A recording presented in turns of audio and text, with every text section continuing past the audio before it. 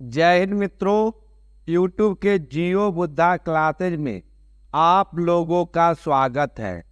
मैं डॉक्टर सुशील पटेल।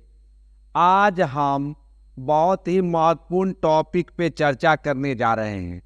जो उसका स्लाइड पे आप देख रहे हैं कि ग्राफ बनी हुई यानी फिगर बनी हुई है। यह टॉपिक है पृथ्वी के ऊपर जो देखते हैं परमानेंट विंड, यानी जो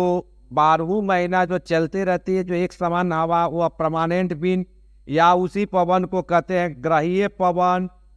या प्लानेटरी विंड कहते हैं या सनातनी वायु कहते हैं। तो यह सभी जो देखते हैं कि एक ही है। अब यही चीज को आज हम बताने जा रहे हैं। तो सबसे पहले इसको देखिए कि हवा जो चलती है एक स्थान से यानी पवन, तो उसका मुख्य कारण होता है वायुदाब पेटी। तो सबसे पहले आप समझिए कि पृथ्वी के ऊपर जो हम 7 वायुदाब पेटी है, उस 7 वायुदाब पेटी को समझिए। तो देखते हैं कि विषुवत रेखीय जो निम्न वायुदाब की पेटी होती है, तो देखिए 5 डिग्री उत्तर से 5 डिग्री दक्षिणी अक्षांश वृत्त के बीच की जो क्षेत्र होती है, वह विषुवत रेखीय निम्न वायुदाब की क्षेत्र कहलाती है। दूसरा पेटी देखते हैं, जब उसके विषुवत रेखा से उत्तर की तरफ चलते हैं तो 30 से 35 डिग्री अक्षांश वृत्त के पास जो है उत्तरी ध्रुव में जो उच्च वायुदाब की पेटी होती है, उसको कहते हैं उपोष्ण कटिबंधीय, यानी उत्तरी ध्रुवीय जो देखते हैं तो उत्तरी जो है उस उपोष्ण कटिबंधीय उच्च वायुदाब की पेटी है। वही चीज दक्षिण में जब चलते हैं तो 30 से 35 डिग्री अक्षांश वृत्त के पास, तो वह उपध्रुवीय उच्च वायुदाब की पेटी है। अब उससे जो देखते हैं कि नॉर्थ में चलते हैं 30 से 35, जो 60 से 65 डिग्री अक्षांश वृत्त के पास, तो उसको कहते हैं उपध्रुवीय निम्न वायुदाब की पेटी। ठीक दक्षिण की तरफ भी चलते हैं 60 से 65 डिग्री अक्षांश वृत्त, तो उसको कहते हैं उपध्रुवीय निम्न वायुदाब की पेटी। अब देखिए ध्रुव यानी कि उत्तरी ध्रुव के पास जब है तो वहां जो है उच्च वायुदाब की पेटी, यानी उत्तरी ध्रुवीय उच्च वायुदाब की पेटी यानी पोल पे। और दूसरा जो है दक्षिण की तरफ देखते हैं तो दक्षिण में जो है दक्षिणी ध्रुवीय उच्च वायुदाब की पेटी जो देखे। तो इस प्रकार से यह 7 वायुदाब पेटी की उत्पत्ति हुई। और यही 7 वायुदाब पेटी से जो होती है कि वायु का एक स्थान से दूसरे स्थान की तरफ प्रवाह होती है। उसी प्रवाह को जो देखते हैं, जो वर्ष भर एक ही मार्ग से जो प्रवाहित होती रहती है, उसी पवन को कहते हैं ग्रहीय पवन यानी प्लानेटरी विंड यानी या सनातनी पवन। तो देखे, अब सबसे पहले आपको देखना है कि 5 डिग्री उत्तर से 5 डिग्री दक्षिणी अक्षांश वृत्त जो होती है, वहां सूर्य के प्रकाश जो होता है वर्ष जो होती है लगभग लंबवत पड़ते रहती है। यानी मैं वहां जो क्या होता है कि सूर्य के बीच और वहां जो झुकाव न्यूनतम होती है, जिसके कारण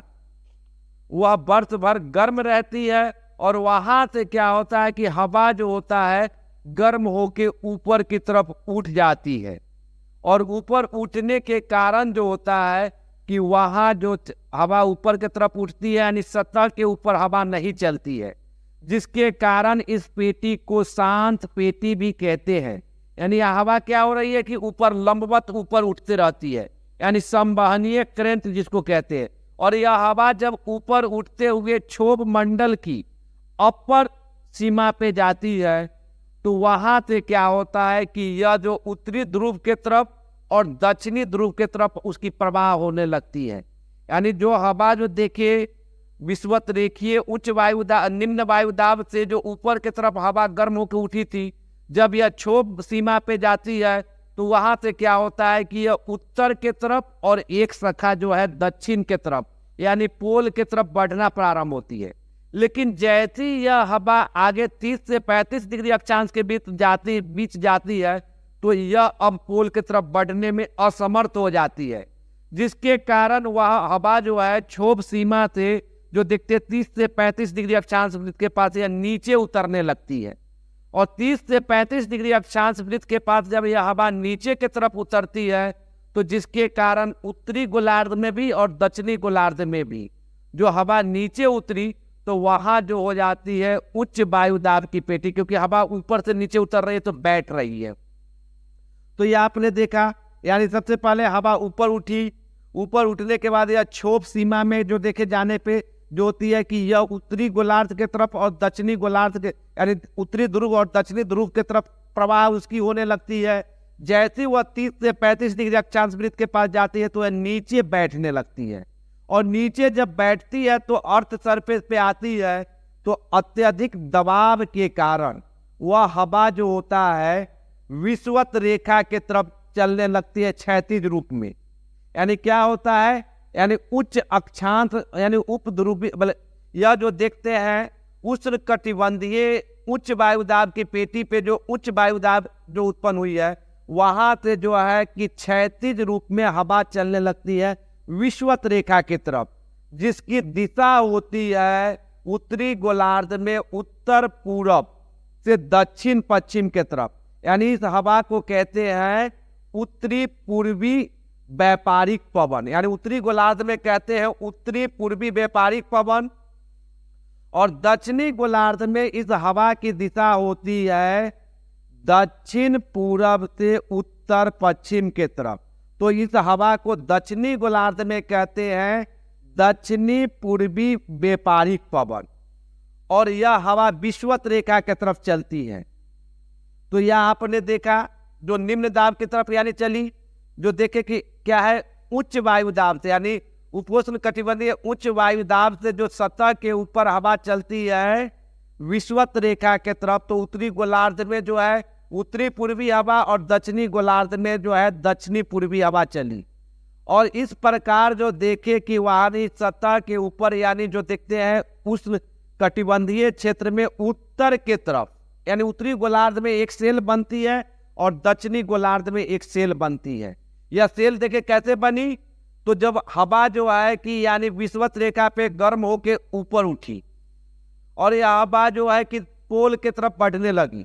लेकिन 30 से 35 डिग्री अक्षांश वृत्त पे जाने के बाद यह हवा नीचे बैठती है, और नीचे बैठने के बाद यह सतह के ऊपर जो है क्षैतिज रूप में विषुवत रेखा के तरफ चलने लगती है, जिसके कारण देख रहे हैं कि यहाँ एरो के माध्यम से एक सेल बनी है। उस सेल को कहते हैं फेरल सेल, यानी जो देखे कि क्या है यानी कि 0 डिग्री से 30 डिग्री अक्षांश वृत्त के पास जो सेल बनती है, एक सेल बनेगी उत्तरी गोलार्ध में और दूसरा सेल बनेगा दक्षिणी गोलार्ध में। उस सेल को कहते हैं कौन, तो फेरल सेल, ध्यान रखिएगा। अब देखिए कि दूसरा आप देखिए कि जो विषुवत यानी कि उष्ण कटिबंधीय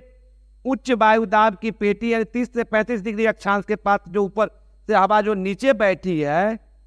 वहां क्या होता है कि जैसे, और एक दूसरा शाखा देखिएगा जो आपको उपध्रुवीय निम्न वायुदाब की जो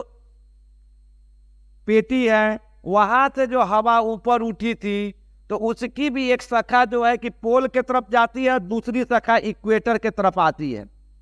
ध्यान रखिएगा। यानी उपध्रुवीय उच्च वायु से जो अति उपध्रुवीय निम्न वायुदाब से जो हवा जो है कि जो पृथ्वी के घूर्णन गति के कारण वहां से हवा जो है 60 से 65 डिग्री अक्षांश वृत्त के पास से हवा ऊपर की तरफ उठती है। हवा क्या होती है, ऊपर की तरफ उठती है, और वह हवा दो शाखा में यानी एक शाखा पोल के तरफ जाती है, दूसरी शाखा इक्वेटर के तरफ आती है। लेकिन इक्वेटर के तरफ आने वाली शाखा जो होती है वह जैसी 30 से 35 डिग्री अक्षांश वृत्त के पास आती है तो वह हवा नीचे बैठने लगती है। क्या आता है, वह हवा नीचे बैठने लगती है, और नीचे 30 से 35 डिग्री अक्षांश वृत्त के पास जो वह बैठी एक शाखा जो देखे कि किधर से आई थी, यानी उपध्रुवीय निम्न वायुदाब के तरफ से जो आई, बैठने के बाद क्या होता है कि सतह के ऊपर जब यह हवा क्षैतिज दिशा में पोल की तरफ चलने लगती है तो उसकी दिशा हो जाती है आपको उत्तरी गोलार्ध में दक्षिण पश्चिम से उत्तर पूरब की तरफ जिस हवा को कहते हैं पछुआ पवन, और यह हवा चलती है किधर की तरफ, तो उपध्रुवीय निम्न वायुदाब की तरफ, यानी सतह पे चली उपध्रुवीय निम्न वायुदाब की तरफ। क्लियर। और निम्न वायुदाब से जो हवा ऊपर उठी थी और वह हवा जो इक्वेटर की तरफ बढ़ी और 30 से 35 डिग्री अक्षांश वृत्त के पास नीचे उतरी, तो वहां जो एक सेल बनी, उस सेल को कहते हैं हेडले सेल। और ऐसा ही एक सेल दक्षिणी गोलार्ध में भी बनेगी, उसको भी हेडले सेल कहते हैं। तो ध्यान रखिएगा यह क्वेश्चन कि हेडले सेल कहाँ बनती है, तो 30 से 35 यानी कह सकते हैं कि 35 से जो देखते हैं 30 से 35 डिग्री अक्षांश से 60 से 65 के बीच की जो सेल बनती है, उस सेल को कहते हैं हेडले सेल। तो इस प्रकार से आपको क्या मिला,